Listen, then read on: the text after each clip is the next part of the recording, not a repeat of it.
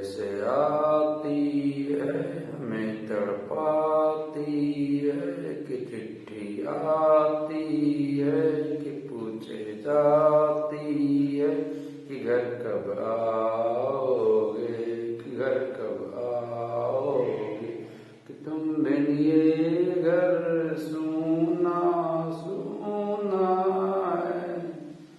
तो हाय दोस्तों, मैं Virat sir knowledge motivation blogs में आपका स्वागत है। टारगेट मैट्रिक बिहार बोर्ड परीक्षा जो भी इससे पहले पूरा संस्कृत किताब, ट्यूशन का प्रश्नोत्तर और पूरा संस्कृत व्याकरण पाठ बाई पाठ एवं हिंदी किताब गोधूली का पूरा गद्य खंड का प्रश्नोत्तर नहीं देखे हैं तो कृपया इस चैनल के भी मस्ती पर जाइए, वहाँ सभी चैप्टर का प्रश्नोत्तर मिल जाएगा, जिसे जरूर से जरूर हर बार रिवीजन करते रहिए, क्योंकि मैट्रिक वर्ग 10वां का परीक्षा में सारा प्रश्न यहीं से पूछा जाता है। तो आज हम मैट्रिक वर्ग 10वां का हिंदी गोधूली किताब का कालखंड का पाठ 11 लौट कर आऊंगा फिर का प्रश्नोत्तर करने वाले हैं, जो परीक्षा के दृष्टि से बहुत जरूरी है। तो समय न गवाते हुए, क्योंकि वक्त कम है, जितना दम है उतना लगा दो। कुछ लोगों को मैं जगाता हूँ और कुछ लोगों को आप जगा दो।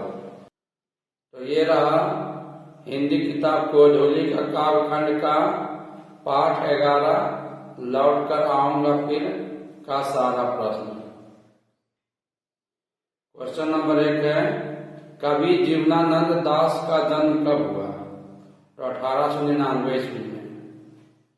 कवि जीवनानंद दास का जन्म कब हुआ? तो उत्तर 1899 ईस्वी में। क्वेश्चन नंबर 2 है, जीवनानंद दास किस भाषा के कवि थे? तो उत्तर हो जाएगा बांग्ला भाषा, बांग्ला भाषा। क्वेश्चन नंबर 3 है, कवि जीवनानंद दास का मृत्यु कब हुआ? तो उत्तर हो जाएगा 1954 ईस्वी। क्वेश्चन नंबर 4 है, कवि जीवनानंद दास का मृत्यु कितनी वर्ष की अवस्था में हुआ?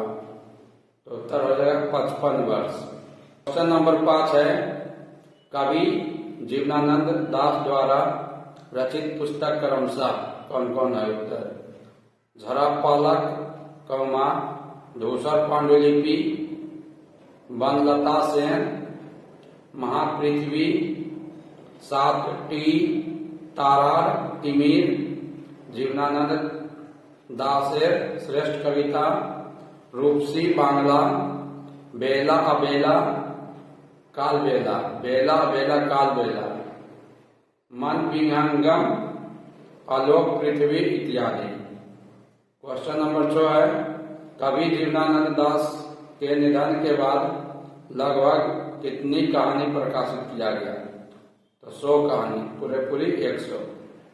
क्वेश्चन नंबर 7 है, कवि जीवनानंद दास के निधन के बाद लगभग कितने उपन्यास प्रकाशित किया गया? तो उत्तर 13। क्वेश्चन नंबर 8 है, पाठ्य पुस्तक में संकलित जीवनानंद दास की कविता का हिंदी में अनुवाद किसने किया?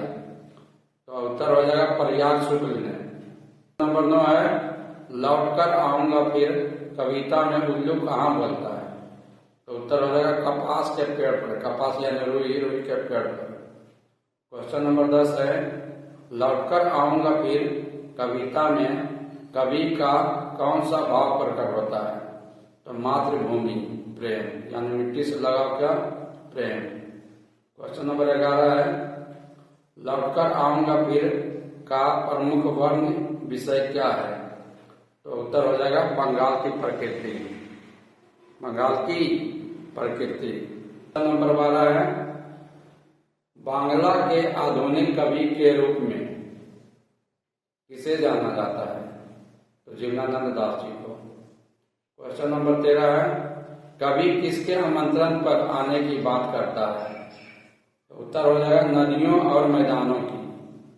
क्वेश्चन नंबर 14 है, कवि अगले जन्म में क्या क्या बनने की संभावना व्यक्त करता है? उत्तर हो जाएगा कौवा, हंस, उल्लू, सारस। क्वेश्चन नंबर 15 है, कवि जीवनानंद दास किसके बीच अंधेरे में होने की बात करता है? उत्तर है बादल। क्वेश्चन नंबर 16 है, रूपसा क्या है? तो उत्तर बंगाल की नदी। क्वेश्चन नंबर 17 है, लौटकर आऊंगा फिर किसकी कविता है? तो राष्ट्रीय चेतना की कविता है। लौटकर आऊंगा फिर कैसी कविता है? तो राष्ट्रीय चेतना, यानी देश के बारे में सोचा गया इसमें कविता लिखा हुआ है। क्वेश्चन नंबर 18 है, जीवनानंद दास क्या है? तो उत्तर साहित्यकार। क्वेश्चन नंबर 19 है, कवि मृत्योपरांत कहाँ आने की लालसा रखता है? मृत्योपरांत मतलब मरने के बाद। तो मातृभूमि बंगाल और नदियों के किनारे। क्वेश्चन नंबर 20, लौटकर आऊंगा फिर कविता किस कवि द्वारा भाषांतरित किया गया है? तो उत्तर हो जाएगा प्रयाग शुक्ल। क्वेश्चन नंबर 21 है, जीवनानंद दास की किस कविता को प्रबुद्ध आलोचकों द्वारा रविंद्रोत्तर युग की श्रेष्ठतम प्रेम कविता की संज्ञा दी गई है? तो उत्तर हो जाएगा वनलता सेन। क्वेश्चन नंबर 22 है, कवि जीवनानंद दास किस प्रकार के चावल का वर्णन करता है? तो उबला हुआ। उत्तर हो जाएगा उबला हुआ। क्वेश्चन नंबर 23 है, कवि अगले जन्म में क्या नहीं बनना चाहता है? तो उत्तर हो जाएगा मनुष्य और जानवर। क्वेश्चन नंबर 24 है, पक्षी अपने घर कब लौटते हैं? तो उत्तर हो जाएगा शाम को, यानी शाम। क्वेश्चन नंबर 25 है, गद्य जहां होगी ही भरी घास की किस कवि की पंक्ति है? तो उत्तर हो जाएगा जीवनानंद दास। क्वेश्चन नंबर 26 है, लौटकर आऊंगा फिर पाठ के कवि कहाँ लौटने की बात करते हैं? उत्तर बंगाल में। क्वेश्चन नंबर 27 है, वनलता सेन को कब श्रेष्ठ काव्य ग्रंथ का पुरस्कार दिया गया? तो उत्तर 1922 ईस्वी। क्वेश्चन नंबर 28 है, कवि अगले जन्म में कहाँ लौटकर आने की बात करता है? तो उत्तर बंगाल। क्वेश्चन नंबर 29 है, अबाबिल क्या है? अबाबिल क्या है? तो उत्तर हो जाएगा अबाबिल एक प्रसिद्ध काली छोटी चिड़िया है जो उजाड़ मकानों में रहती है। अबाबिल एक प्रसिद्ध काली छोटी चिड़िया है जो उजाड़ मकानों में रहती है। क्वेश्चन नंबर 30, पेंग शब्द का अर्थ क्या होता है? तो उत्तर हो जाएगा झूले का दोलन। पेंग शब्द का अर्थ झूले का दोलन होता है। एक मोटिवेशन है बच्चा जी जो इस तरह है, थोड़ा सब्र रखो अभी इम्तिहान जारी है, वक्त खुद कहेगा चल अब तेरी बारी है।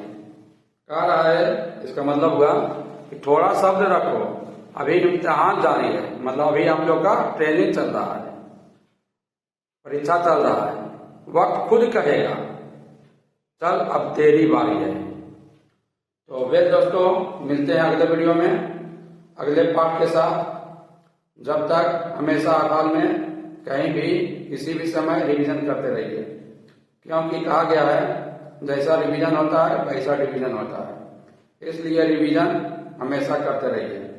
एक बात और दोस्तों, जब तक परीक्षा खत्म ना हो जाए तब तक पढ़ाई करते रहिए, क्योंकि ये दुनिया मेहनत नहीं रिजल्ट करती है। ओके बाय दोस्तों।